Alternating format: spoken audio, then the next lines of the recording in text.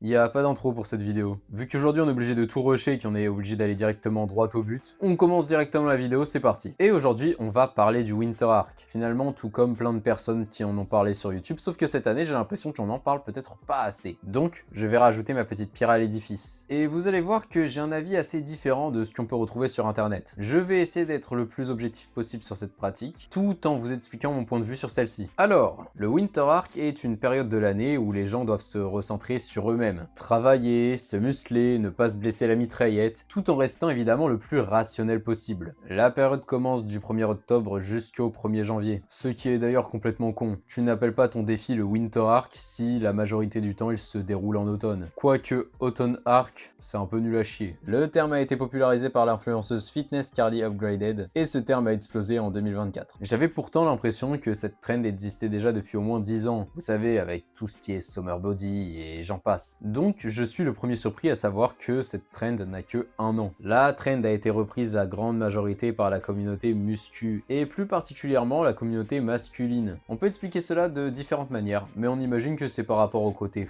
fort et au côté extrême du défi. Enfin, du moins, c'est ce que j'en ai compris. Alors j'ai quand même trouvé des vidéos de filles qui parlaient du Winter Arc et qui le pratiquaient. Cependant, à la grande différence des garçons, on trouve beaucoup plus un accès sur la santé mentale, sur le fait de bien s'entretenir et de maintenir un style de vie sain. Alors que du côté des mecs, on retrouve beaucoup plus ce style de vidéo. Venge-toi de ces femmes qui t'ont fait du mal et montre-leur ce qu'elles ratent. Manger ou se faire manger. Deviens si fort qu'ils seront bientôt tous à tes genoux. Bon, je caricature, mais vous avez compris le truc. Surtout le truc que je trouve le plus hilarant, c'est les mecs en fond. On voit un ou plusieurs gars en fond qui font du shadow, qui s'entraînent torse nu, dans la neige, dans la pénombre. Vraiment le fou du bus. Si t'enlèves la nuit, la neige, le fait qu'il soit systématiquement en arrière-plan, ça donne vraiment un résultat bizarre. Je sais pas trop quoi en penser. Bon, reprenons notre sérieux. Il y a une chose très importante à dire par rapport au Winter Arc. S'il est vu par beaucoup comme un moyen de tout reprendre à zéro, vous ne parlez plus à personne, vous vous isolez et vous commencez à travailler et à vous développer. Mais êtes-vous sûr de le vouloir vraiment? Car la plupart des gens qui font le Winter Arc le font plus pour l'image que ça renvoie plutôt que